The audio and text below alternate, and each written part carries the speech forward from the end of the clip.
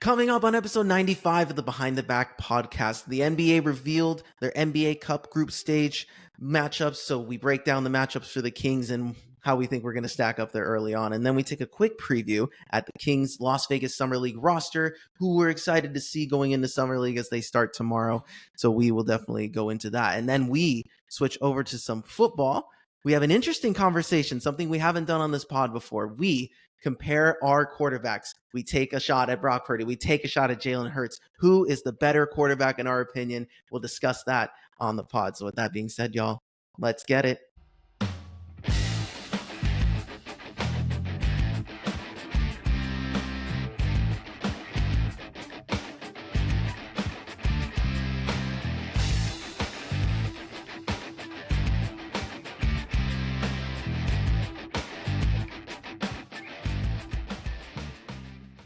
All right. Welcome back to another episode of the Behind the Back podcast. We are your hosts. I'm Marcos Conan Negrona. Beside me here, as always, is Ben, the Jet Reds. Ben, we got an action-packed episode today. How are you?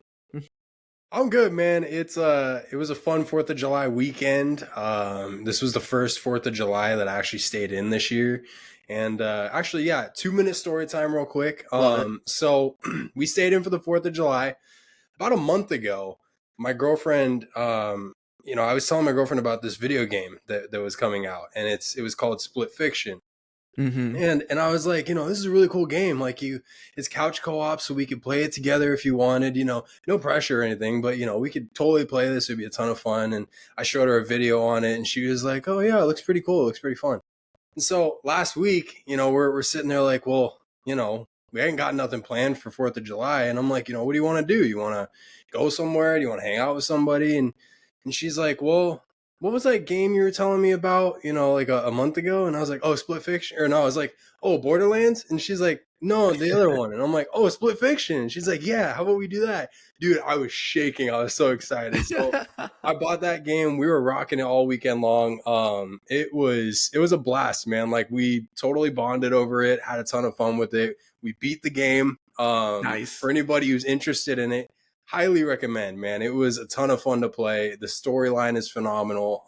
And if you're, the only way to beat the game is by playing it with somebody else. There's online play and there's local play. Obviously, the local is the couch co-op. I highly recommend it. It was a ton of fun. And that was 100% what we did all weekend long. It was great. That's cool. Did you guys have any major fireworks going around you? Dude, it sounded like a war zone out here. I mean, it was happening from 8 p.m. till probably 3, I think was the last firework that I heard.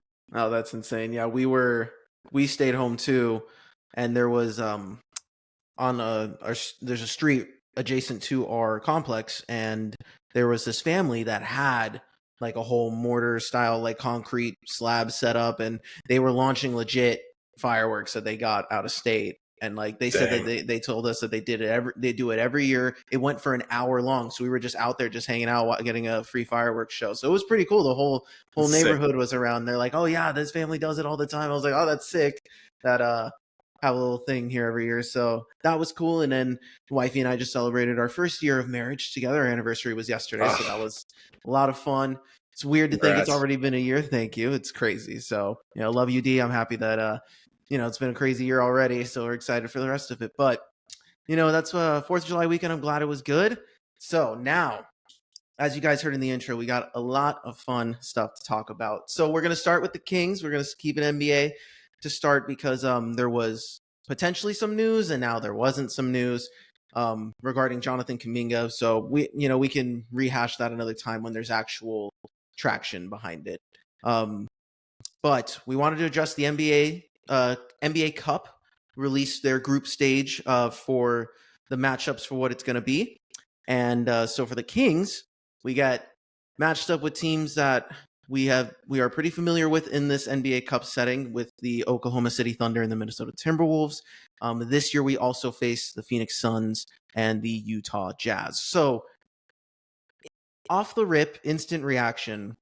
How are you feeling about this particular grouping? I know we don't think we're going to win, but overall, where do you think we stand in this group? I think we're probably, we're going to be fighting for the 3rd or 4th best team in the bracket. I think that, It's going to be one of those situations where you're not better than the Thunder. Obviously, you're not better than Minnesota. You're going to be battling. I think the closest game is going to be between Phoenix. You never know, because these in-season games have been great to watch and have been competitive for the most part. Mhm. But I think the closest team skill level wise to the Sacramento Kings right now in that group would be the Phoenix Suns. Obviously Utah is rebuilding. They've got Ace Bailey, who's going to be a project, but it's, it's tough because you want to see this team not just make the playoffs or anything, but you want to see them in competitive games, right? And this is, Sacramento Kings front office have talked about now wanting to, be in a win now, phase, and they make these win now moves. Well, if you're making all these moves and you're trying to, set your roster up for win now, I would be expecting you to compete and make it past just the group stage in this. And as I look at it right now, I think we're guaranteed like 3 losses, and that's pretty tough. Yeah, it isn't the best grouping, and honestly, I wasn't that confident. We kind of have talked over the past few weeks where we kind of stand with this team, and obviously them adding Dennis Schroeder to the group.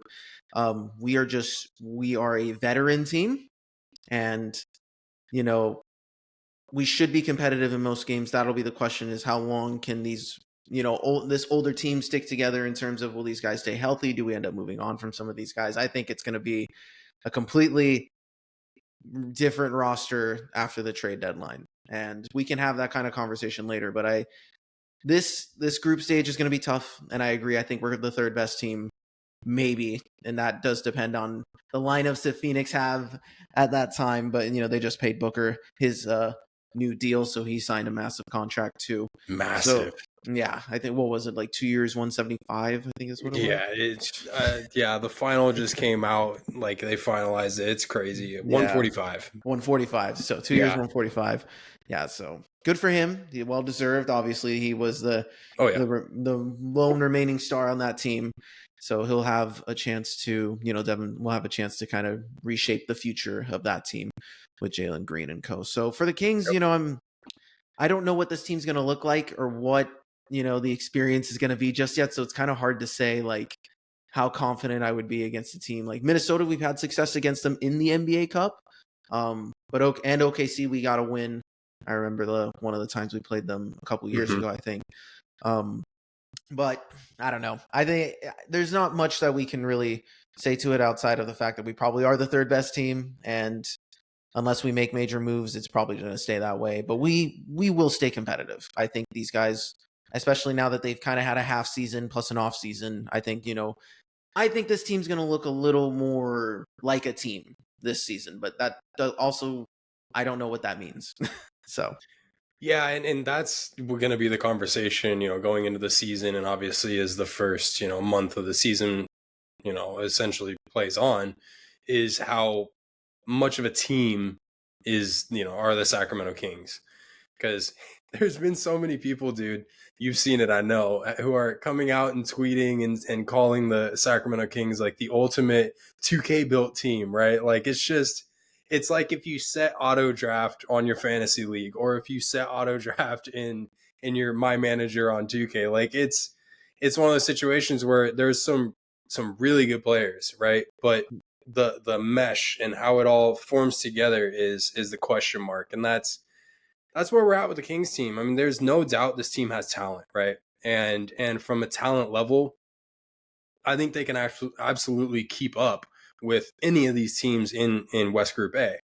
But how you're able to finish games, how you're able to pull through when the games when runs start to go against you and you can't buy a bucket, that's the times that I'm curious to see how this team really pulls together, especially in these more meaningful games in November. Absolutely. And listen, I'm a fan of the NBA Cup. I know it's been a controversial topic as it's been getting introduced these past few years, but I really like how it's been set up. I do think, and because I like the fact that these games have meaning in November, and you hear all these guys, even like Bobby Portis was just on TV talking about it, saying like, "Oh, I enjoy, the opportunity to get an extra $500,000." So that's a guy who just signed a $34 million deal. So it's like, even for these guys, everyone's kind of feeling that's enough of an incentive to play hard. And I like the intensity that it brings early in the season. I do think it'd be cool because, like I mentioned a couple times, we've played OKC in Minnesota this year and last year, and I kind of felt like, why not have a little bit more variety? Or if we're going to do the same teams, I don't see why we don't just make our division games like the NBA Cup games. So then, or at least early on, so then, our division games against the teams we don't like the most are going to be the game, in those games that are most intense. I think that'd be a cool idea versus just kind of spreading it around. But it is what it is. I like what it is so far. So we're excited to see what happens in the NBA Cup, but we got to see what kind of team we have before we get there. Yeah, exactly.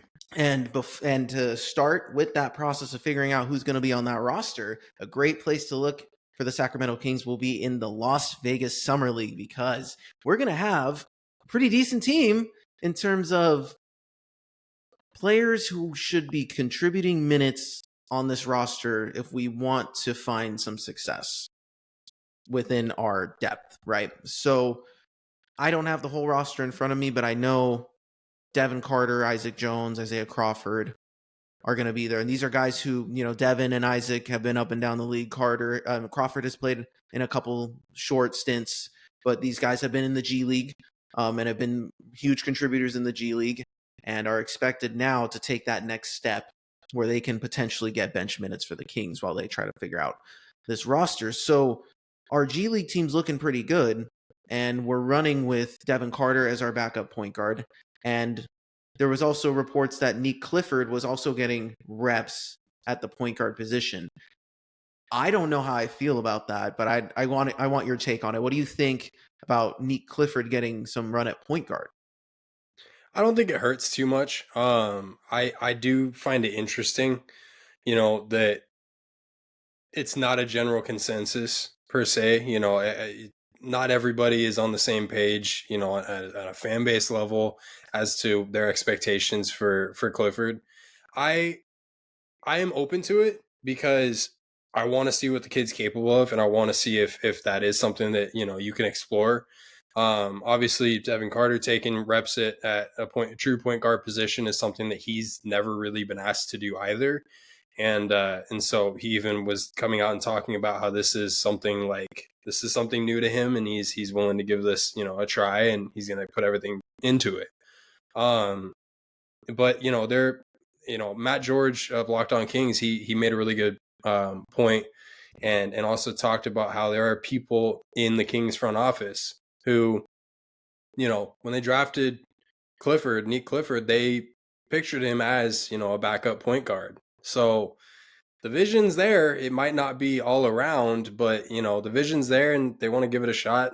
We'll see. I don't know how much I trust that vision. I mean, it might not be the same exact front office members, but this is still the same team that thought Marvin Bagley was the next Kevin Durant. So I don't know how much I trust their vision of, this player has not really a point guard, but we're going to thrust him into this spot. I thought for Devin, when he got drafted, I always envisioned him as the future backup point guard. I never envisioned him as a two guard. And I know he said that he has been playing more of a combo guard, but I also think that he is a talented enough player to, if that's what's being asked of him, he should be able to do it. I'm interested to see, because he could have, I think if he has like a Davion Mitchell-esque style of running an offense, I think that would be serviceable. I mean, Davion showed in his time here in Sacramento that he was able to run the offense and find guys and get open. I think Devin is a better scorer, so I hope that if he can capitalize on creating for others, it also elevates his game to be able to score and create for others. So I'm more excited for Devin as the backup point guard, but I would like to see the fit between him, Neek, Maxime. Like, these are going to be guys who potentially all end up seeing the floor together in a year or sometime this year in meaningful minutes for the Kings. So I want to see how they all look together. And it's exciting because these guys are potentially going to play meaningful minutes, and you're going to be playing against other young players who are excited to show off and get their chance, and guys who are still trying to fight for a spot in this league too. Like you're seeing guys like Darius Baisley, who's been in the league forever, Yeah. but now he's getting some run with the Lakers and getting attention because the Lakers need a center. So it's like this is an opportunity for a lot of guys. So you still get good play, but it will be important for a guy like Devin who played really well in the G League stints he had. He does need to come out and show that he is a year in the league and that he is experienced. And I expect the same thing for Isaac Jones and Crawford. That's the thing. The Summer League has turned less into a rookie showcase for teams, at least I should say, and more of a how do my sophomores look against weaker competition, against these rookies who don't have the experience. And if they're not dominating, like we saw Keegan dominate with, huge performances in the Cali Classic 40 in year points. 2. And we're like, okay, this guy definitely Yeah. took a step. So that's kind of what the Summer League has turned into. So it is really a good place for your second year guys who didn't get that many minutes last year to really take their game to the next level and kind of showcase what they can do for your team. So that's what I'm really looking forward to. Yeah, agreed. The last name that I'm really looking forward to, and obviously I'm excited about all these players because there's potential all around, right? You never know, you could find a diamond in the rough. But I'm really excited about a guy that we didn't get to talk about, after draft night too, because we recorded, I guess, a little bit too early before all the undrafted started coming out. But the Kings did pick up Dylan Cardwell, and Dylan Cardwell is a defensive hustle style player, just an absolute monster. And I'm really curious to kind of see how he shapes out in the center position, and if there's really something of potential there.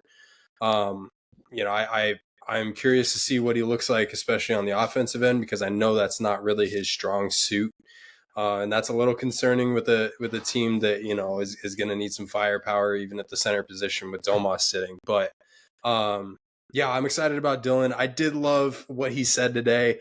He said he's trying to bring the same energy as OG player Ben Wallace, as well as giving a shout out to Quincy Acey. So, dude, he's done his research. He knows Quincy Sacramento Acey. ball. He knows the legends out here.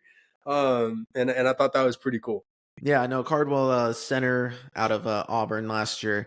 He's that was definitely cool. It's cool to see a name drop like Quincy Acey is pretty crazy because that's not that's not one of the first names you think of. So it's definitely that was pretty cool.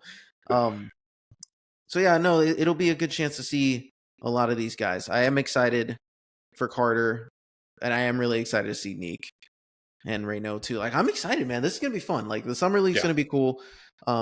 Just for the sake of these guys, if we're gonna be making major roster changes and maybe potentially flipping future assets, these are going to be guys who either step up or end up becoming trade pieces. So if anything, they will be valuable so long as they showcase that they play well. So I'm excited to see that.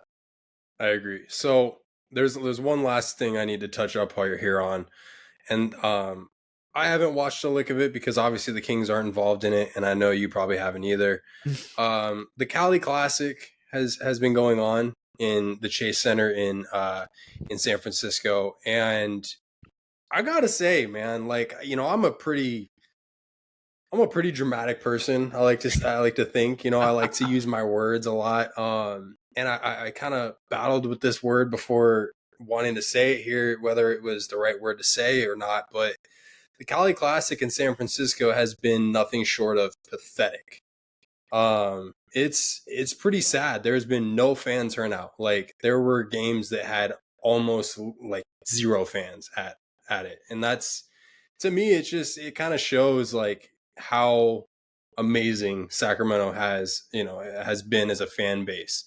They are one of the top fan bases in the league, and showing out even for these summer league games, for the Cali Classic games. Like last season with the DeMar DeRozan thing, he was playing. He walked out. He was able to walk out to an almost full lower level in Sacramento and be greeted by those fans when he signed here. So it just kind of goes to show you just the difference between a city like San Francisco and a city like Sacramento, where it's I'm using it loosely, but a larger market versus a smaller market team, or more importantly, a city with not a lot of professional sports and a city with a ton of professional sports. And you really see that with Sacramento and showing out to these events. I mean, downtown Sacramento on a random, Sunday, Saturday, Monday, Tuesday, Wednesday, they're going to show out for these games. And, even though they hike the prices up all around, and that might be a part of why, San Francisco isn't packing Chase right now, Kings fans just continuously show up. So that to me has really stood out. I think they need to bring that damn Cali Classic back here to Sac, man, because they're doing it no justice right now. Yeah, I think it was interesting that I don't mind the concept of the Cali Classic. The one thing that bugs me is that why isn't you have 4 California teams? Why not just have the 4 California teams play Yeah, each I other? don't get that. Drives me insane. So, but either way, I think that having it in SAC has been a major success every time because us as fans, we get really excited about our rookies. And the Warriors also didn't help, the fan base by literally making 0 moves. So there was nothing for them. It's like, what are you supposed to get excited about? And for Kings fans, it sucks because again, we would have loved to see Neek and Maxime kind of in their own spot before we go to Summer League in Vegas. And even in Vegas, Summer League is turning into something insane too. Like did you see the tickets for the Lakers versus Mavericks? Mm-hmm. Like, so it's Bronny versus Cooper. So they're hyping it up. The courtside tickets are $2,500 for a Summer League game. Okay. And I'm like, are you serious? And it's to see Cooper and Bronny, right? So it's like the ultimate hype thing, right? So I get it. Like, and if you're there type of thing. But for the Cali Classic, I think it would have been cool, especially this year. But I also think part of that, I wonder how much of that was the Kings organization telling, like, Golden One or whoever is in charge of, running it between the teams saying, oh, we don't even know what our first round pick situation, what our pick situation is going to look like. So what if we don't have a player that was worth bringing in for the hype of the Cali Classic? Maybe that was what was a part of it. I don't know if the Chase Center Warriors were like, oh, I think it'd be cool if each side got a little bit of the take from the California of it all. Like, I get that. So I don't know. It's weird. It's disappointing now that it happened because you're seeing no one there. And it is pretty sad. No one wants to watch an empty arena, and players don't like playing in there either. Like last year was really cool. You got to see everyone go crazy in a summer league game. So yeah, no, I think that I don't understand. It started in Sacramento. I don't see why they need to make things more difficult. Just keep it in Sac. You're going to get people there. Like, and you have a lot of fans from other teams in Sacramento too. Like, this is a good spot for other fans too. There's more Lakers fans here than we'd like to admit. So it's like one of those things where they would show up too. So it would be a cool spot. So definitely disappointing to see that happen at Chase Center. Agreed. All right, guys. So we have a very fun topic to talk about next. We're going to switch over to the NFL. It's been a minute, so we got a fun topic ahead of us here with Brock Purdy versus Jalen Hurts, who's better. So we're going to be right back after this. All right, we are back to talk some NFL. So this idea that I'm going to give Ben credit for, he created this idea for this topic today. And listen, it's the heart of the offseason, the NFL. It kicks off in under 2 months. I get to see the Eagles beat the Cowboys in under 2 months, so I'm really excited for that. But it's still, training camp's about to start. There's still a lot of offseason left ahead of us. So we thought it would be a fun idea to mix it up a little bit with our topic. And instead of just, regular old talking about what's going on, we thought we'd have I don't know if this is a debate of sorts, but it's going to be kind of a where we sit on each other's quarterbacks. So we're going to so the exercise that we're doing here, we each Ben came up with the scoring system, and he's going to describe what he did and the traits that we decided to use for evaluating our quarterbacks. But we evaluated Jalen Hurts, and we each evaluated Brock Purdy. So we're going to explain our scores for how we ended up with the scores for these guys, go through each trait. And we're going to see the other guy's going to go on the other quarterback first. So we're going to start with Brock Purdy. So I will start, and it's going to be, I'm going to tell Ben what's up, and then he's going to either roast me or prove me wrong, and we're going to debate about it. And then we're going to do the same thing for Jalen Hurts. So Ben, I'm going to leave the floor to you, and I want you to discuss how we are going to be measuring how good our quarterbacks are. So we're going to be measuring by 7 categories. Okay. And these 7 categories we've rated out of 10 points. The way that we've kind of decided to think about these points is like 1 through 3 points, you suck. How are you even in the NFL at that point? 4 through 6, you're mid to good, right? Depending on where you're at. 7 through 10, you're good to elite status. So taking into account that point system, the 7 categories with the lovely help of AI that assisted me in some of these, I was able to find these key categories in developing, a quarterback and what you're looking for in a quarterback. So in no real particular order, the first category is arm strength, power and distance of throws, simply put, right? Second one is accuracy and precision. That's the ability to place the ball where only the receiver can catch it. Third one is football IQ, understanding of schemes, reading defenses, making pre-snaps adjustments, audibles, etc., etc. Decision making is number 4. Ability to quickly and effectively choose between options, particularly under pressure. Okay, that's a big one, is particularly under pressure. We'll talk about that. Number 5, mobility and footwork, agility to avoid rushers and create throwing lanes.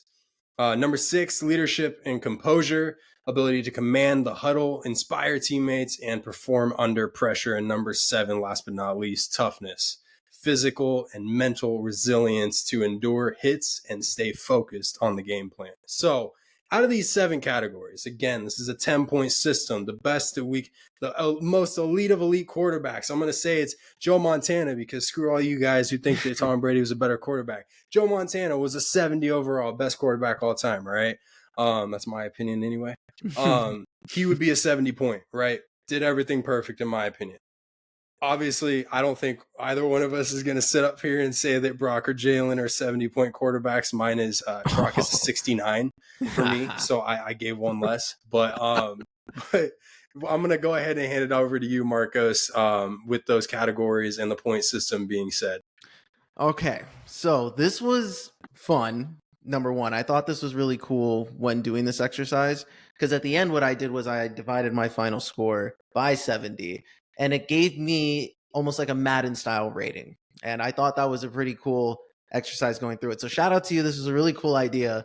And I thought there was no better place to start than R2 QBs when debating this. And I do think that if this exercise goes well, that we will explore creating a list of our top 10 QBs for each of us based off of this system. I think that'd be really cool. So, okay, we're going to go down the list. So we'll start for Brock Purdy, Mr. Irrelevant, the guy who just signed a massive contract, the Niners' future at quarterback. He has a very illustrious resume already in his super short career. So, a lot of great things about Brock. And I think before we even start this, I think that I was very quick to get off the Brock hate train pretty early into his success. I think that in 2023, I was like, okay, you know what? I don't think there's anything that Brock's not, showing me that I can't believe that the Niners, wouldn't be able to win with him. I thought, especially after getting to the Super Bowl, I was like, this guy has what it takes to do it. So I respect Brock. I wouldn't allow you to think that way anyway. Yeah. So it was only fair. Exactly. I don't let you do that with Hurts. So it makes sense, right? So, okay. So let's start with his arm strength. And I feel like, I don't know if I felt like I went too high on this one, but I gave Brock, and I also asked Ben if we could do 0.5s on this too, but we decided to just do a 1 through 10 straight up. And I'm going to say a couple of these where I'm like, this might've been a 0.5 here because like it was tough to do it. So I gave him a 7 for his arm strength, 7 out of 10. He can make pretty much any throw, but I do think that there is, when you want to compare it to the elite of the elite quarterbacks that can sling that thing and the level of zip that comes off the ball, Brock can make excellent throws. I just don't think he has the hardest fastball, right? So it's good enough to make any throw, and that's good enough to win you games. And I think a 7 is a fair placement for his strength. And that's kind of how I evaluated it, because it can be distance. He's made super long throws before, right? So it's not that, but it also, like, you can make a long throw, but it also, can float up there for a while. So that's kind of where I sat with Brock. So I gave him a 7 to start. Accuracy and precision, I gave him an 8. I do think when you're running a system like Kyle Shanahan's, accuracy is key. And I do think that Brock makes very tough throws, especially if we're considering like precision into it all. A lot of tight window throws. He's not afraid to let it rip. And he makes tough throws. But I do think that there are times where the ball can float on him as a nature of how he throws. I've seen plenty of overthrows. I've seen plenty of, interceptions that have like, oh, if this was just a little bit lower, I think it would have worked out better, right? But that's, you can nitpick at every throw a quarterback makes, right? So I think overall, when it comes to putting the ball in a spot where your receivers can get it, Brock does that. He also has the luxury of having really good receivers who can go up to get it. So I think that has helped him a lot too. But I do think Brock's an accurate quarterback, so I'd keep him at an 8. IQ, and this one I think is going to be the controversial one. And I will offer my point. I gave him a 7, and it's not because I don't think Brock isn't a smart quarterback, but under the idea of understanding schemes, reading defenses, and making pre-snap adjustments. I think that Brock understands film. I think he understands schemes. But through no fault of his own, he's in a Kyle Shanahan-led system. Kyle Shanahan is his head coach. Kyle Shanahan makes the audibles. Kyle Shanahan makes the decisions on, hey, if you're going to hot route, you're going to hot route to this and stuff like that. That's already kind of pre-built into the offense. And it's, again, through no fault of his own, Brock hasn't really been asked to do that. That's not his job. And what he does for the rest of his job, he does incredibly well. So, but I don't know for sure what his pre-snap adjustments are like when I haven't seen enough of a sample size throughout the course of a season to give him a full score for it. So I do think being in Kyle Shanahan, he's a perfect QB for that system. He makes that system everything and then some. But it's because that's the only reason I would put, by our definition of IQ, that would be why I would have him at a 7. So then we'll move on to decision making. Decision making, I gave him an 8. I do think when we talk about Kyle Shanahan and his system, it requires being able to make a split-second decision, and your timing has to be perfect. Brock is not afraid to make any throw, and I do think that helps with his decision-making because he makes quick decisions. We have also seen him make decisions that have led to bad plays.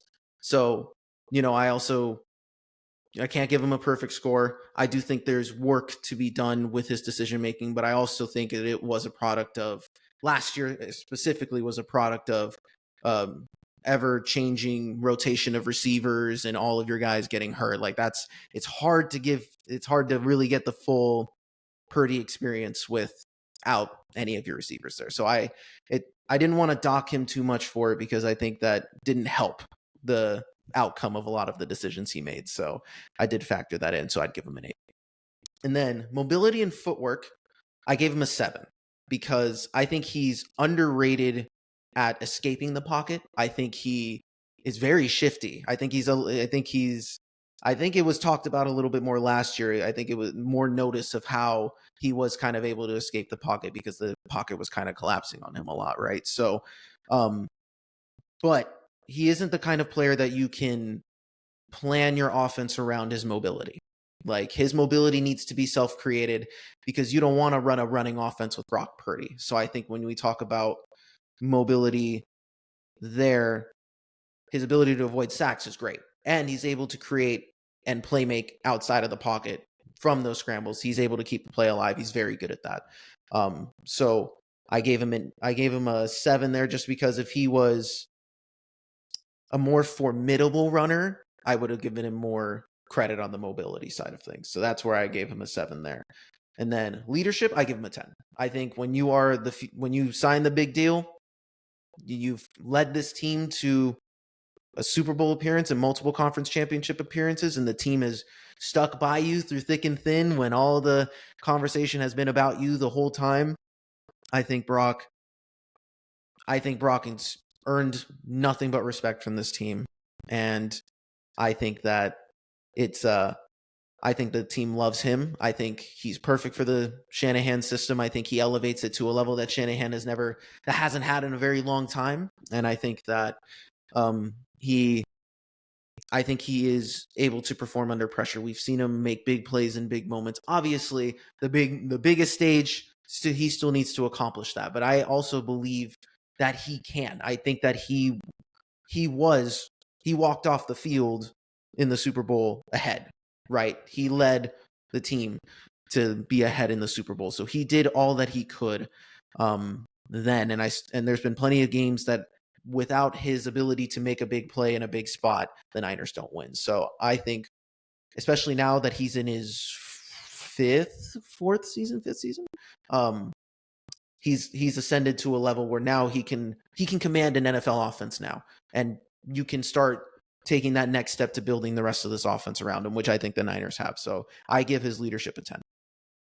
Toughness, giving him an 8, and it's only because I don't think he's not a mentally tough player, because I've seen him try and fight through pain, right? I've seen him in the NFC Championship play through an arm that he literally couldn't use, and that's tough, right? But then when we talk about the aspect of staying healthy, I do think he gets docked because he has been dealing with this elbow. It has been a product of some of his play recently. So I do think, and that still remains a concern. I think there's a portion of Niners fans out there that are still a little bit worried on, hey, is that elbow going to hold up if he gets hit a few times next year?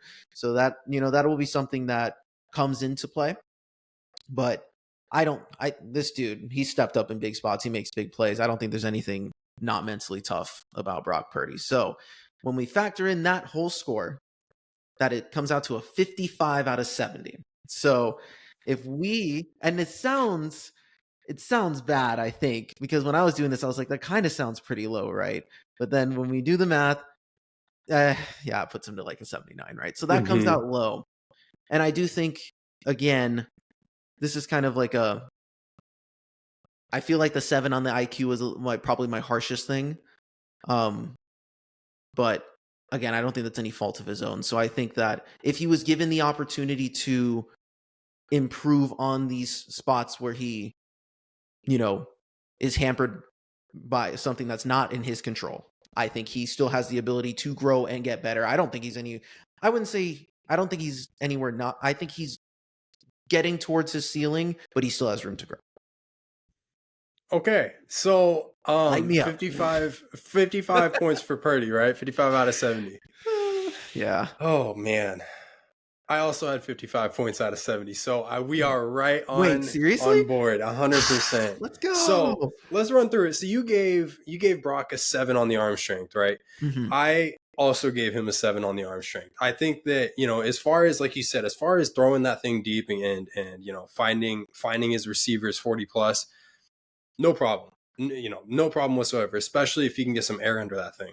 But, where you do see the lack in arm strength at times is on those, you need the zip passes, something a little bit shorter. And everybody says the check down merchant, 100% sure. But, there's something to be said too with, when you're throwing something short like that, you don't want too much zip. And where I think, the zip on the ball comes into play is when you're throwing over the top of the linebackers, something a little, 20-yarder. Like if you can put some serious zip, like a Josh Allen or even like a Lamar Jackson can do at times. Patrick Mahomes is really good at it. Even our boy from the third team last season, Justin Herbert. These quarterbacks they put zip on the football to a point where it's like that looks like it's coming out of a machine. I don't get that feeling from Purdy, but I do feel like he can absolutely hit his receivers deep. I have no problems with that when he airs it out. But as far as keeping it low, keeping it precise, and at the same speed, that's where it falls off for me. So a 7, I fully agree with you on. As far as the accuracy and precision, you had him at an 8. I have him at a 10. And it's 100% the reason because I believe Brock is one of the more accurate quarterbacks in the league. And you have to factor in the fact that he has played with such a crappy O-line for, essentially his entire career so far. And he's had to perform under pressure as much as he has. And you can say, he's turned the ball over a whole bunch and I get it, but the amount of times I've seen him go to throw a pass and he gets hit and it goes up in the air and it's an interception. I should pull that stat because I think it's a lot. And so that to me is like, it's not really his fault per se. And when he has the time to throw, or he creates a pocket for himself, or he creates space and he throws, he is precise. He's on point. He's always throwing into the right spots, and the ability to put it in a bucket. I mean, we saw so many bucket catches from Debo, from Brandon Ayuk, from Jawan Jennings last season. Like, he can put it in a spot where only the receiver can catch it. And so for me, that was why, I believe he is one of the true elite quarterbacks in the NFL that's able to put it in a precise spot as often as he does. So I give him a 10 on that, and I'm going to stand on my ground. I love that. So football IQ, you gave him a 7. I gave him an 8. I agree with all the things you had to say. I do want to say, like, as far as the audibles and adjustments, that's why he, to me, isn't like anything higher than an 8. But that's his ability to read a defense is something that's developing, and I think he's getting a better understanding of it every single season. I've seen him grow every single season when reading a defense, especially certain defenses that he has struggled against. Making the pre-snap adjustments, it's not something that Shanahan allows his guys to do, at least not at this point in his coaching career. And it's not something that, I can really grade Purdy on when I'm giving this assessment of him. I truly believe that Purdy was given the ability and granted the ability to make audibles off of reads that he has pre-snap. He would absolutely make those adjustments. And whether they be right or not, he would learn from it, because that's what Purdy has done ever since he's gotten to the league, is get better and better and excel at things that he's been asked to do. So that was why I gave him an 8. There's definitely room to grow, but I'm pretty firm on my ground on that one. So the next one is decision making. You gave him an 8. I gave him a 7. I think at times, where I struggle with this one, the true definition that I have of decision making is the ability to quickly and effectively choose between options, particularly under pressure. Purdy sees a lot of pressure. And I just talked about, how at times that's a lot of the reason why he ends up throwing the interceptions. I think his ability to, to kind of figure out something that's happening, like a pocket's collapsing, or, something is breaking loose that you don't expect to break loose. He absolutely has the ability to find what's happening. As far as the under pressure part, he's limited in his capabilities physically. And so a lot of that, you see these defensive linemen sticking up their gloves in the air, and they're blocking a lot of his throws. And to me, the decision making kind of plays a factor into that, because especially now, let's think about that Ravens game on Christmas Day, 2 years ago, when he threw 5 interceptions. 2 of those were picks, right? And there was a third one that could have been an interception. So at that point, it's like, is your decision making in that game good if you're continuously throwing to the same side and it's getting batted up into the air? The other part that played a factor is the decision making, especially under pressure in late ball game situations. And that, to me, like I saw last year, I know last year was kind of a crazy year, right? With all these injuries and all these reasons why it wasn't going to work. There were a lot of times where Purdy took a deep shot when he didn't necessarily need to take a deep shot, and the check down was there. And so I'm sitting here, on my couch watching this game, and I'm like, why would you throw that ball? Like, you threw into double, triple coverage when you had, this dude cut short, when he could have caught the ball and gone out of bounds, saved clock, and saved the game. So decision making to me is another thing that's developing, and that's part of the reason why I kind of have him at a 7. I love that. Okay. Moving on to mobility and footwork, you have him at a 7. I have him at an 8. Okay. And the reason I put him at an 8 is his ability to escape a pressure is something that I think is extremely underrated about his game. And I have been shocked every single year at how, like, unexpectedly athletic and quick Brock is.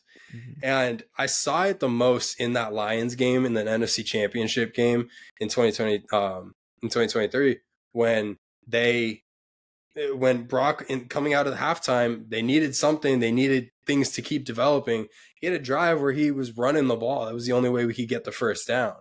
And in that game, to me, it showed me especially like this kid has a sense of mobility and footwork that, a lot of quarterbacks don't have. And I specifically remember one play too in that same season. I forget the opponent, but Purdy runs out of the pocket. He breaks all the way left. And he's looking, he doesn't find anything. He has to break all the way to the right side of the field. And he's avoiding all this pressure the entire time. He throws a dot to Brandon Ayuk in the end zone, who freaking just drops it. We paid you all that money for what, Brandon? But it's plays like that, which is a lot of the reason why, I put him at an 8 with his mobility and his footwork, because he has consistently juked out these massive defensive linemen and been able to create a situation and space for himself to throw a football. So I think 8 is a fair one for me. Leadership and composure, you gave him a 10, Marcos. I gave him an 8. And the 8 is solely on the composure aspect. I think his leadership is exceptional. I think he's absolutely one of the main pieces, core pieces, and core captains of this team. And that's not just on the offensive end of the football. That's on the defense too. Like, he commands a respect. He commands, a level of play that is not just acceptable. He demands a, exceptional level of play. And that to me is something that you should absolutely be doing as a leader, and what I look for in a guy like that. The perform under pressure is the part that, I'm waiting for. I'm not saying Purdy doesn't have it.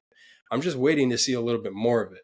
Because what did I just talk about a few minutes ago with that, decision making is I saw so many times last year where he wasn't composed at the end of a game and threw the ball away and, made some poor decisions in some of the bigger moments of the game. And so I'm looking for a little bit more of that composure. And if you asked me in 2023 to do this exercise, I would have probably given him a 9 or a 10. But because I saw what I saw last season, I can't just brush that under the rug and say, injuries, throwaway season. No. He still played football and he was healthy. So it's absolutely something, I had to take into account. So last one, toughness.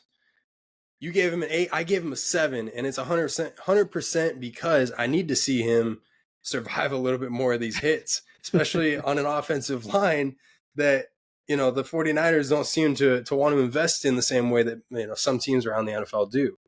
And obviously they've made some moves. We've talked about that, right? And there's an emphasis to get better on that end. I haven't seen enough of it. But nonetheless, we're talking about previous seasons. In the last 2 seasons, our offensive line has been garbage.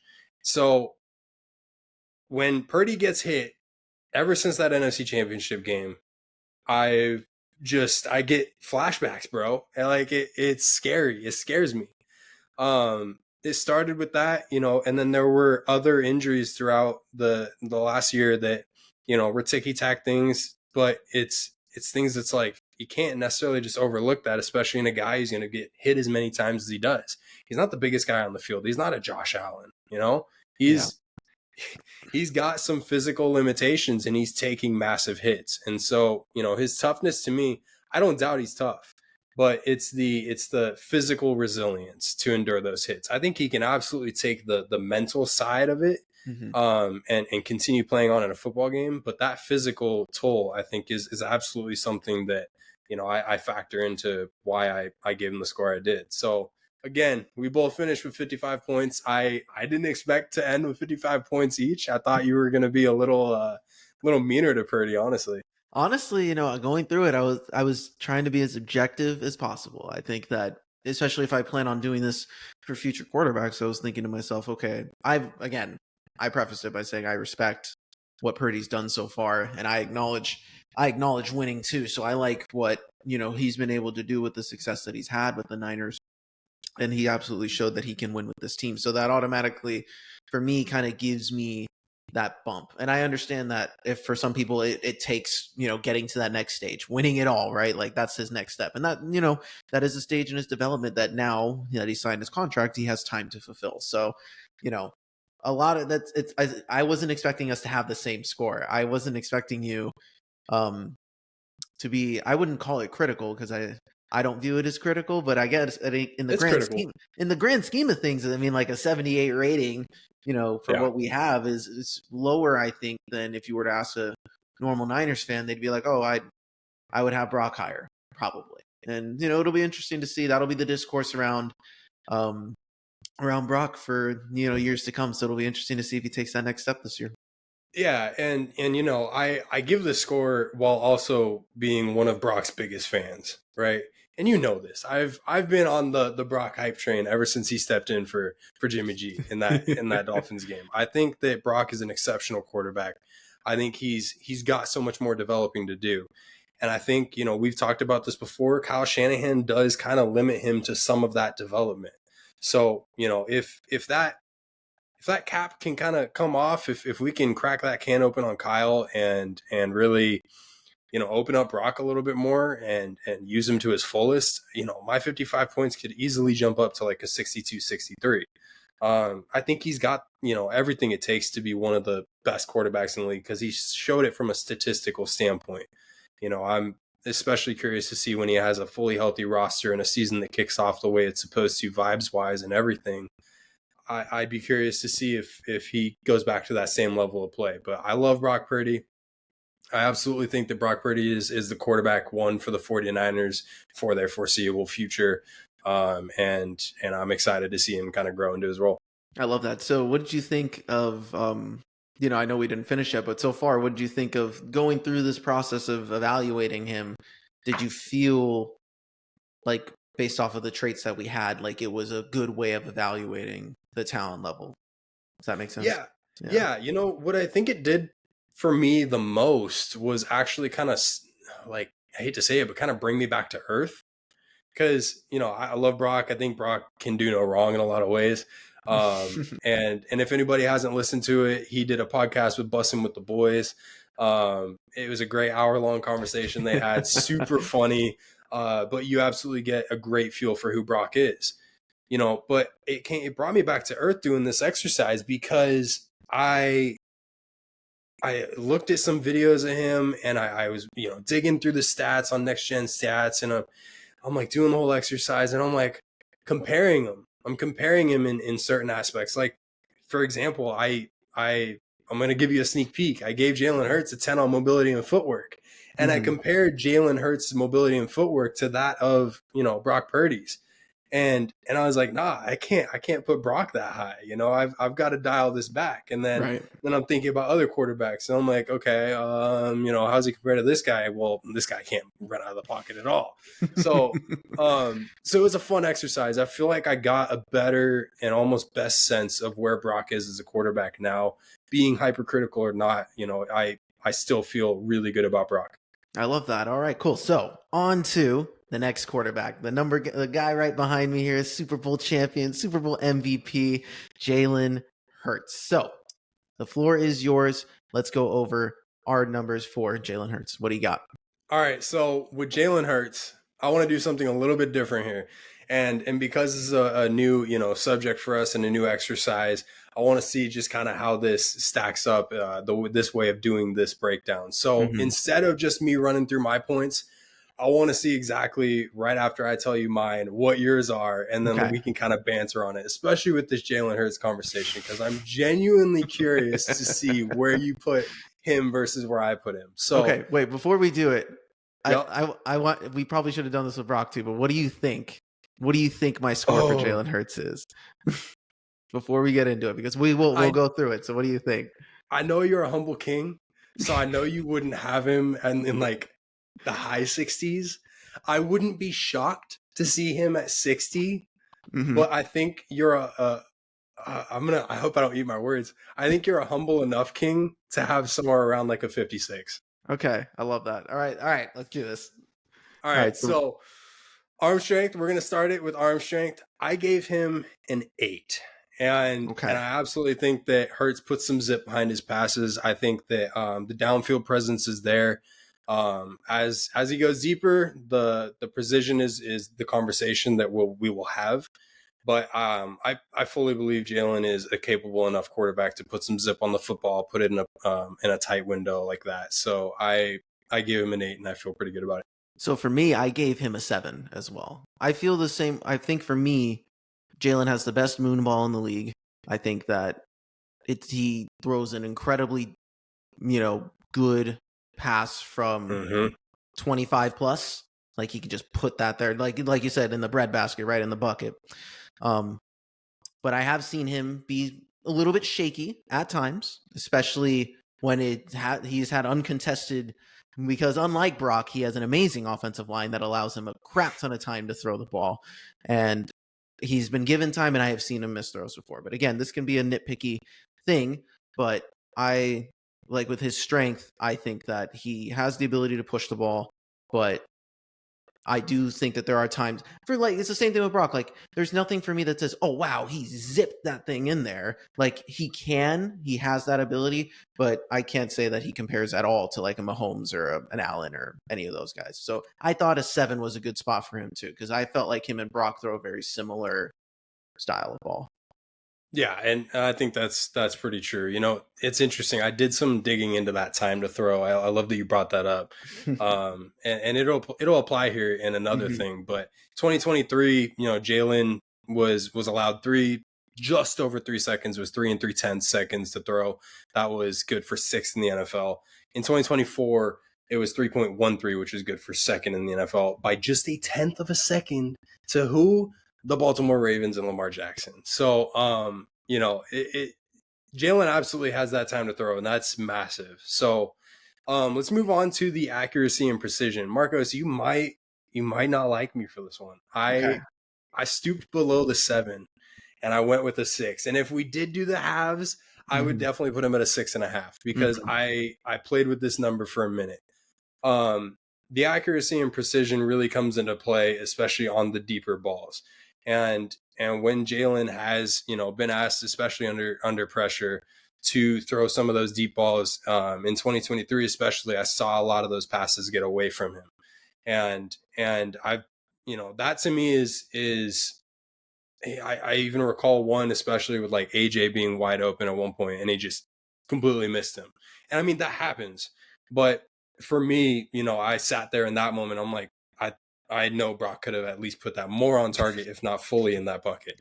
So the accuracy and precision is a large, his ability to place that ball where only the receiver can catch it is where I question it the most too. Cause like he had a massive amount of turnovers in 2023 with 15 of them, and 89 passer rating 2023 on 538 attempts. It's tough. Like that's where I'm like, I kind of wonder, is it really Jalen in this case, or is it Mhm. is it the offense? So what did you have for him? I'm I curious. I had him as an 8. I think Mm-hmm. if we're reviewing, I think if we're going off of last year, right? Like 2023, I completely understand. And that did factor into some of my scores down the road. Like I did take his whole body of work as a quarterback, but when I was evaluating his ability to throw, I 2022 was really his coming out party, and I do think that that was the second year of Shane Steichen, and the offensive system was he was in a system that was perfect for him. And Mm-hmm. 2023, when they went to Brian Johnson, they had no idea what they wanted the offense to be. They had no plan. They had no counter for the blitz. They just didn't have a stable offense. They didn't have answers for anything, and I think that led to a lot of issues for Right. Jalen in 23. And then I thought last year, and I understand they threw the ball less than anybody, but when he was asked to throw, he was incredibly accurate after the bye, and he was efficient. I do think that there are throws that he could make better, but just like I feel like how you would feel with Brock in the sense of like I'm confident that Jalen can make any throw at any time. Like I'm confident that Mm-hmm. he can put the ball. I've seen him put the ball in incredible spots, especially on some of those deep balls to AJ and Devontae. And those are the things to me. Like when it comes to putting the ball where your receiver can get it, when you have AJ and Devontae, they can do some pretty incredible things. And Dallas Goddard, like these guys can do some awesome things, and they do help Jalen a lot. They help him get away with a lot. So I think that in a normal situation, it would be it would be harder to, to parse. I think if you were basing your argument mainly off of 2023, I can understand how you came up with the score that you did. But I think that, especially when we watched him in the playoff games, I think especially the Commanders in the Super Bowl, like the last two games of the season, he was really accurate and under control. And I think that it's hard not to see Jalen do those things and believe that he can't do that on a weekly basis. So that's where I draw that accuracy from. Yeah, and you're 100% right. The part that I've been stuck at, and we've had this conversation, off the air especially, is you see the number of attempts from 2023 to 2024 drop off by over 100. I mean, it's 538 in 2023 to 361 in 2024. And I think that absolutely has more to do with Saquon Barkley's addition to the team than really any fault of Jalen Hurts. But I think there's also a factor of, you saw how many times he threw an interception in 2023. You saw how that offense was clanky from essentially week 10 on when you guys played the Niners. Like, that was in 2023 is a big reason why I based this vote. And you're absolutely right. Like, last year was a big difference, and he was awesome. Especially in the playoffs. I think he was the best quarterback in the playoffs by far. But I do think, like, taking into effect, he had so many less attempts.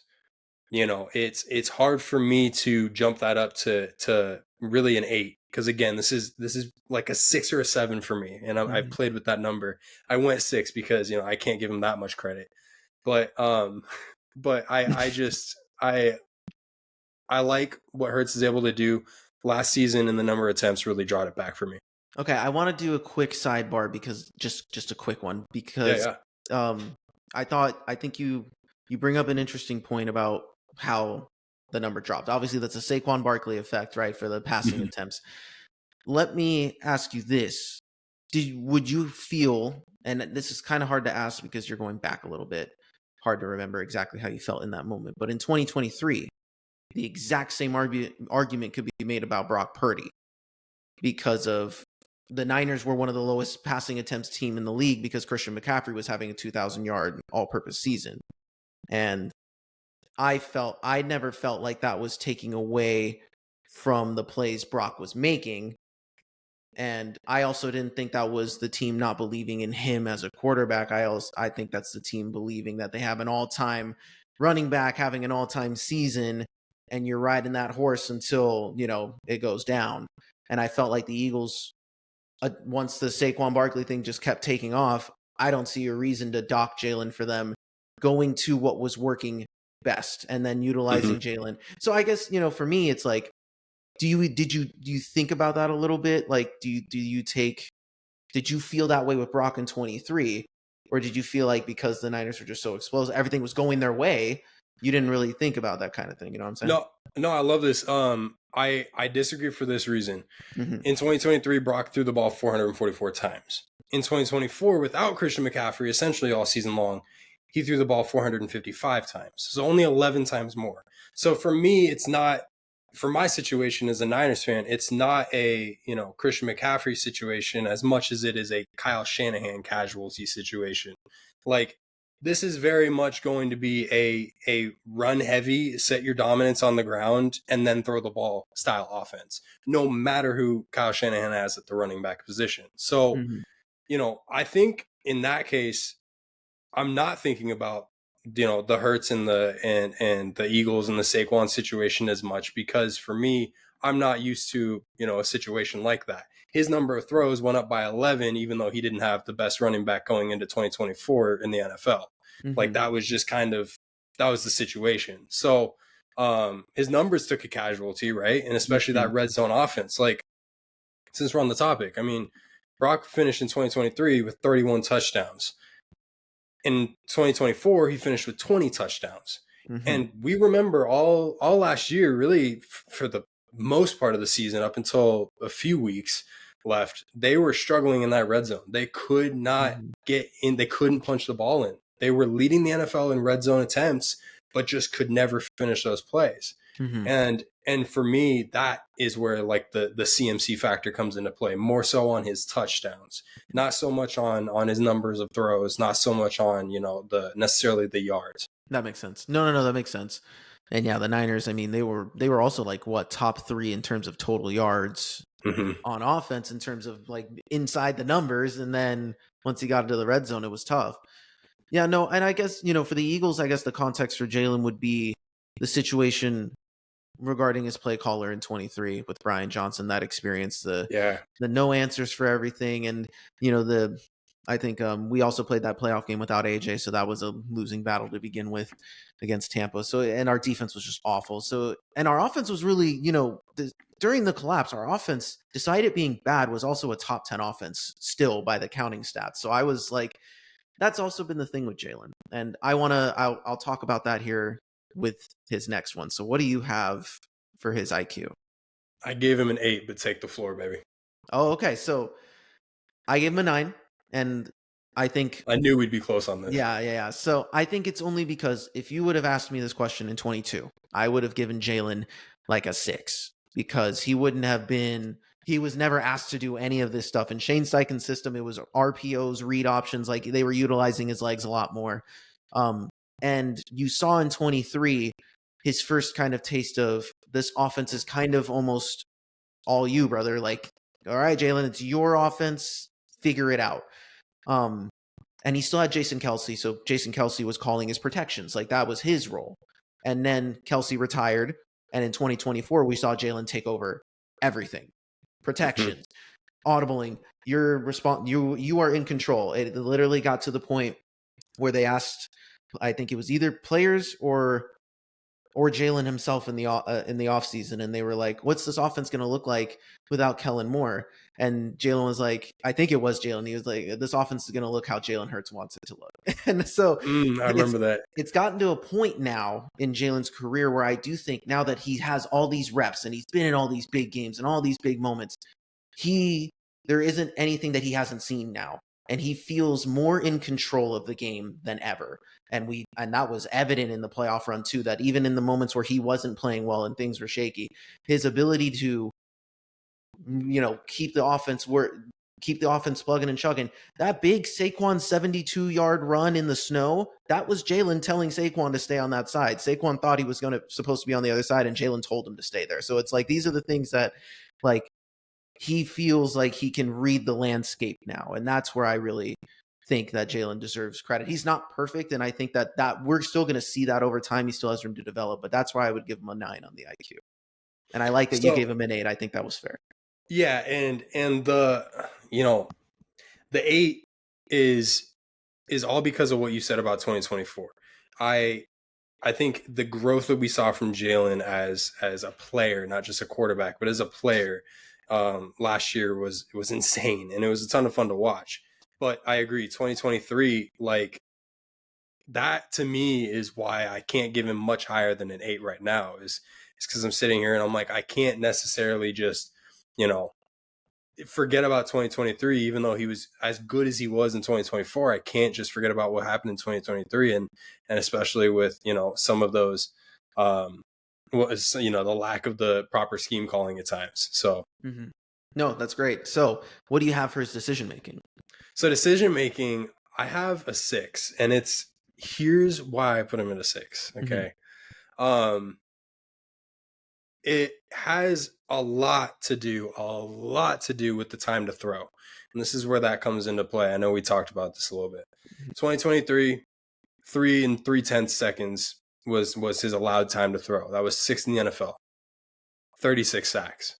2024, 3 seconds and 13, 0.13 seconds, 2nd in the NFL. 38 sacks. So he has all this time to throw. And I mean, 3 seconds for you and I, dude, we'd be smacked, right? But at the NFL level, at this point, 3 seconds, wow, like, that's elite. Yeah, you can do so much with 3 seconds. And I've seen so many times, especially in 23, and I still saw it in the early stages and at times last year, Jalen would try to, instead of making the smart decisions and throwing it away and keeping the downs alive, knowing that you guys have a tush push in your back pocket, instead of making those throwaways, when that pressure developed, he would try and create something out of nothing. And at times that's caused a fumble. At times that's caused a loss in yards and put you out of field goal range. And I saw it multiple times last year, no matter what his stats were looking like and what the team was dominating by. So for that, the decision making in those pressure situations with getting rid of the ball and keeping not keeping plays alive, but keeping drives alive is a lot of the reason that factored my 6 points. I think that is totally fair. I gave him a 7 for this one, and it does factor into the fact that, listen, I still stand by my take that he deserves credit for the efficiency that he provided, because instead of turnovers, he replaced turnovers with sacks and holding onto the ball instead of doing things like that, right? So that was his job, and he fulfilled it perfectly. And we saw him have a dumb turnover in the Super Bowl, and his fumble was the reason that the Eagles lost the other Super Bowl, basically, if we want to parse certain plays that happened, right? So Jalen has had bad games in terms of the turnover situation. Like, look at the Jets game in 23, where he had 4 interceptions, and that was the reason they lost that game. And I think that with Jalen, what he's improved upon, I think, especially even just over the course of last season, from the beginning of last season to what the picks he was making in Brazil, and then once they came back from the bye week and they're like, okay, we're going to be run oriented and make the most of the throws that you're making. And you don't see him throw. I think he only throws 1 interception the remainder of the season. And that's where you got to give him credit for that. Even if he was asked to throw less, I understand you throw less chances to get intercepted. But you literally only throw 1 interception, you're doing a good job. So I think that when it came to the decision-making of it all, I think I leave this one as a lower number at 7 because I believe there is still plenty of room for growth. I think that with all he was being asked to do, when there's the quarterback, there's so many more things on your plate than any other position in the league, and that's why it's the hardest position in sports. But I think Jalen's decision making has gotten better, and I think it's only going to get better. So I would still leave it room to work. So that'd be 7. I think that's a fair spot for him. Yeah, that makes total sense. So we'll move on here to the mobility and the footwork, and I said it was a 10 originally. I was kind of gaslighting you. I have it as an 8, and I'm pretty happy with the 8. And it was one that I played with because initially I'm like, well, yeah, he's amazing with his legs, and he absolutely is. But how we kind of graded this is where I get stuck, and by the definition I used, agility to avoid rushers and create throwing lanes. Mm-hmm. And I can't talk about, the number of sacks he's taken with the decision making and not factor in, the mobility aspect of it in terms of getting away. So I think when he's got the time to, create a running lane, or he's got the opportunity where, it's open for him, he's one of the most elite quarterbacks and shifty quarterbacks in the NFL. It just at the effect of not even utilizing his full his full body to make certain cuts. And what I mean by that is, like, you don't see him using everything he's got, like a Lamar Jackson, for instance, or a Kyler Murray. You just see him making these simple cuts, but he's quick enough to just keep his stride going. And so for me, that's why I'm like, yeah, he's absolutely an elite, runner in the NFL.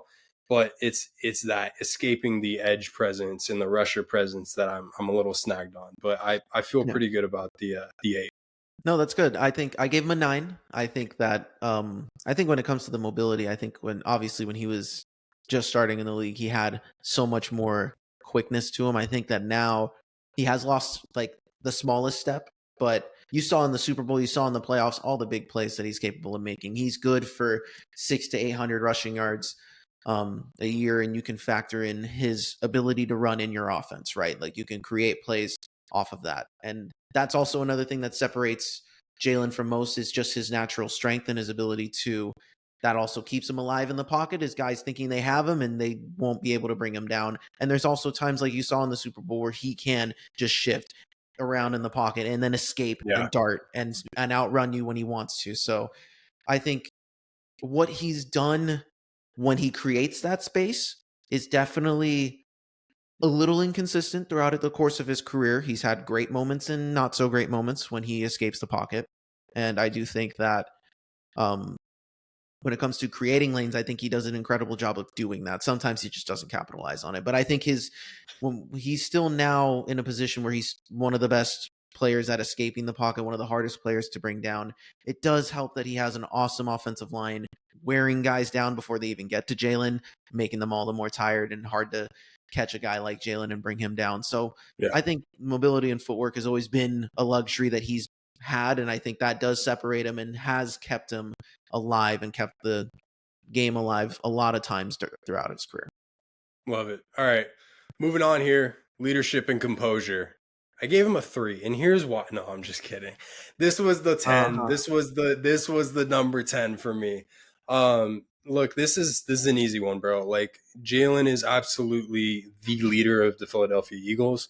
You can, if you're calling it by who is leading that locker room, who is constantly the level-headed presence, when you look at him on a television screen and no matter the moment, up by 20, down by 20, fourth quarter, need to get this drive, need to get this pass, he's always locked into the moment. And from a leadership standpoint, that to me is huge when you can look over to one guy, know exactly who you need to rely on for a certain play and to get something done. And his composure, I mean, I've been super critical of Jalen to you, especially off of the pod, and I will continue to do that because you're my best friend, and it is what it is. You're gonna have to deal with that. But for me, like, he is absolutely the kind of quarterback that is on another level when it comes to his capabilities in a clutch moment. He has continued to prove me wrong. Last year in the critical moments of a game or critical moments at any point where you need him to make a play, he absolutely makes that play. And that's something that you've pinpointed for, years now watching Jalen. You've been like, no, he gets this done. I don't care what you guys say. Like, he makes the right play. And his composure in those big moments to me is a massive reason why, like, this was his number 10 score for me throughout this exercise. No, I love that. And I agree with everything that you say. I think that Jalen has been in such a unique position in the Philadelphia Eagles organization. When he entered, it was a state of disarray, but you still had 4 Hall of Famers, 4 beloved athletes in the city who were playing at their prime. And you're in this era now where, you won the title and Brandon Graham was the last one of, you have Lane Johnson, but Brandon Graham was the last one of those heartbeat guys, right? So Jalen really took the identity of the team and said, hey, we have this snake.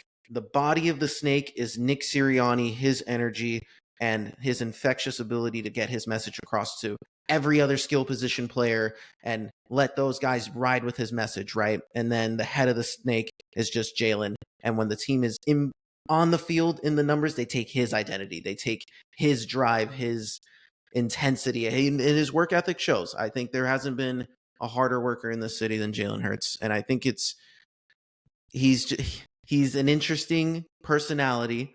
He's very corny. He says, quotes out of nowhere as if he's rehearsed it a million times. And I love everything about it. I love everything about it. But he's not like the first guy you think of when, like, oh, who's the personality of the league, right? But I think for when you want your quarterback, he's charismatic around the city. He's charismatic around his guys. He has the people that he trusts. And I think that Jalen has taken every criticism of him, whether it's been him as a leader, him as a winner. And I think that he's just been able to shatter all expectations along the way. And winning is, a team. Winning in football is a team sport.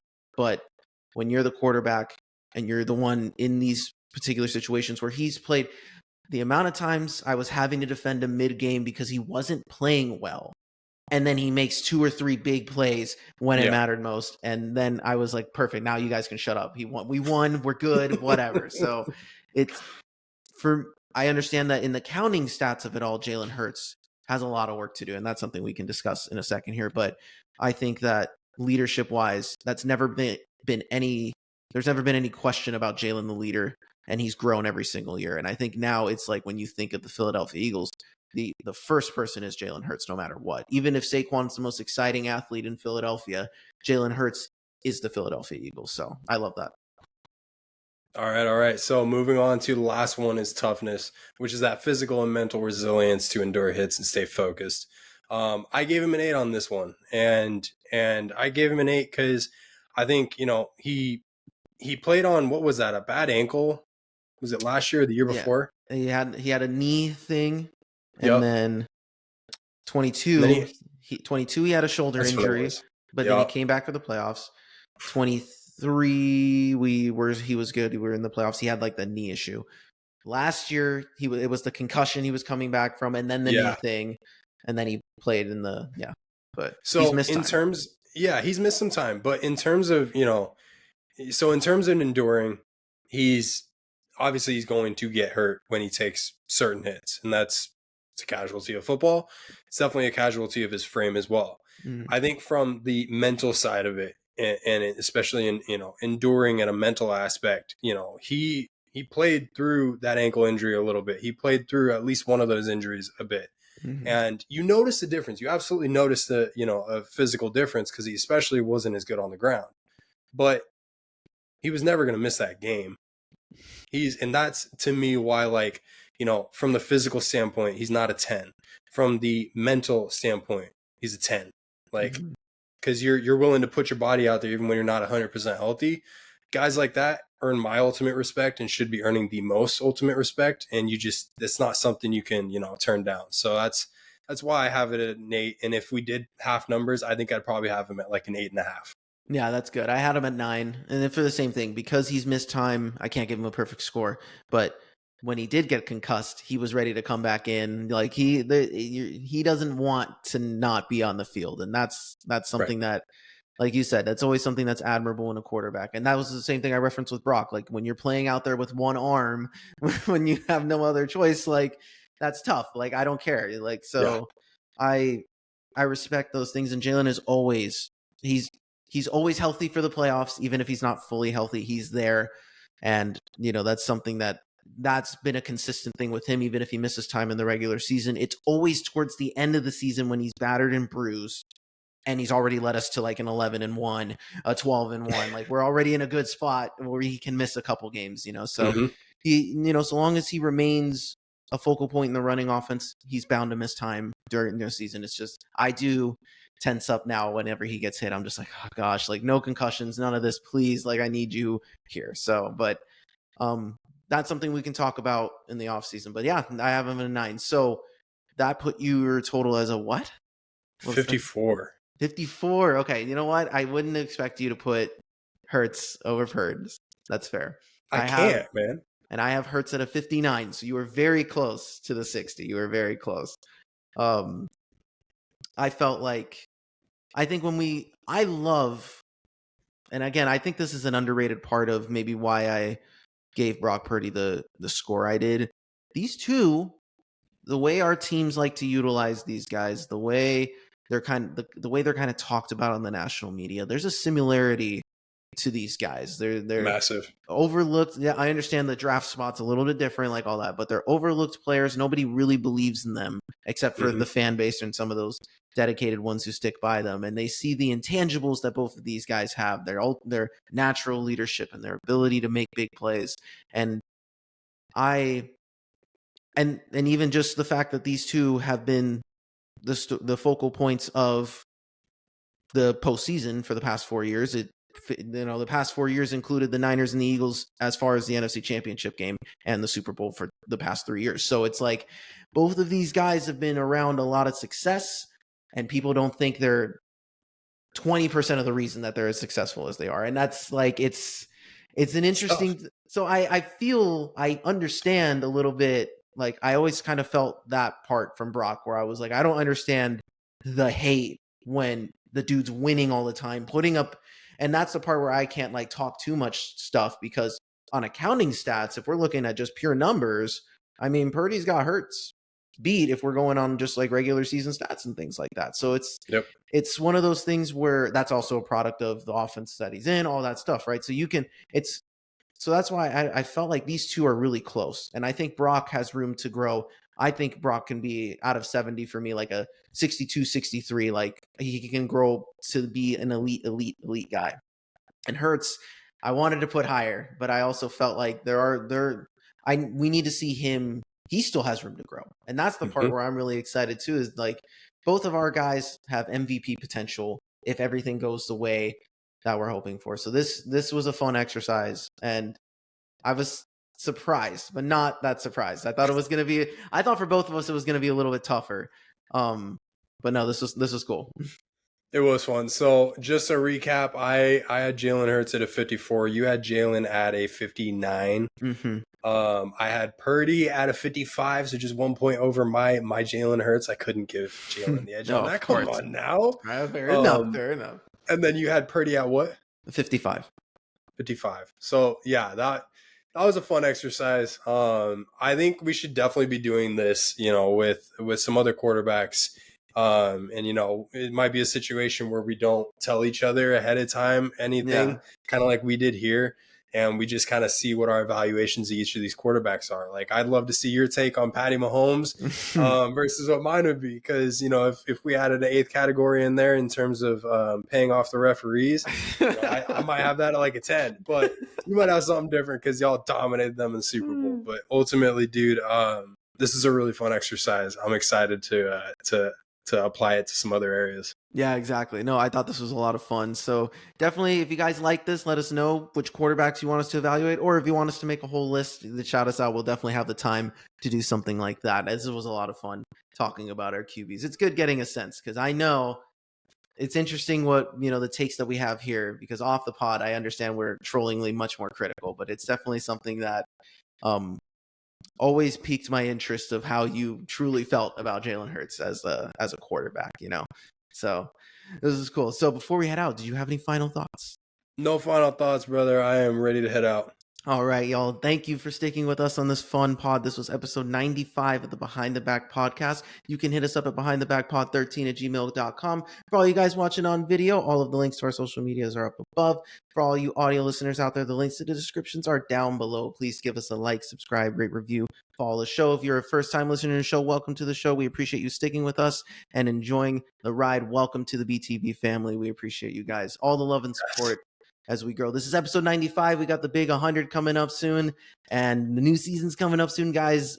I've said this for the past like 8 weeks, maybe longer now, but there are big changes coming for season 3, guys. So we're gonna hopefully before episode 100, we can get some things set up to where we can have a very different season 3 coming in. So we're excited. So with that being said, guys, I'm Marcos Conan Negron. Beside me here, as always, is Benny Retz. all right, y'all. We love y'all. We will talk to you next week. Peace.